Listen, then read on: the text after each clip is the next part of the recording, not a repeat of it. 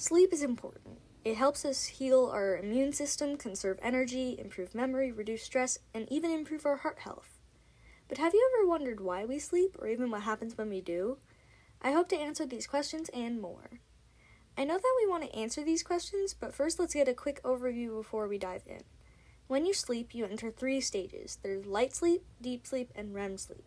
REM means rapid eye movement, and this is the portion of sleep where you dream.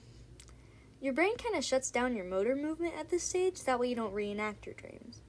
This is also one of the causes of sleep paralysis, which is when you wake up when you're in this stage of sleep, but we'll get to that later. In deep sleep, your body is working hard to recover from the previous day and to be ready for the next one. I think we have enough information to go off of, so let's dive into the science of sleep. These are some questions that people might ask about sleep. If you want a deeper dive into them, feel free to search it up on Google because you'll get the more in-depth version of what I'm saying. First up is, why do we have dreams in the first place? Well, dreams are kind of like our brain sorting memories into filing cabinets in an office or folders on your desktop. It helps to carry our memories from short-term to long-term memory, and that's why people say sleep is important before a big test. It can actually help boost your memory.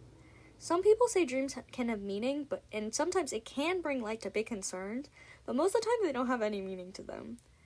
Dreams are just your brain running scenarios for your subconscious mind and sorting your thoughts to be remembered later. Another question people ask is, how do we sleep in the first place and why at night? When we fall asleep, our brain starts producing a hormone called melatonin. This helps your brain calm down, that way you can get the good effects of sleep. We sleep at night because if you don't, you can get your circadian rhythm, or internal clock, all messed up. This can cause grogginess, fatigue, and overall just a bad time. Naps don't normally affect your circadian rhythm, but if they're longer than an hour, it can definitely shift it. Now let's talk about sleep disorders. This includes sleep paralysis, sleepwalking and talking, and sleep apnea. Let's start with sleep paralysis. It happens when you get woken up during REM sleep. You're still in the muscle paralysis, so you don't reenact your dreams, but you're actively conscious. Your brain is also acting like you're in a dream, so it is actively hallucinating. When people talk about sleep paralysis demons, it is auditory and visual hallucinations. Sleepwalking and talking are during REM sleep as well, but it's caused by the part of your brain that causes muscular paralysis to malfunction. It can be caused by a brain injury, genetics, or it can just be a side effect of some medications.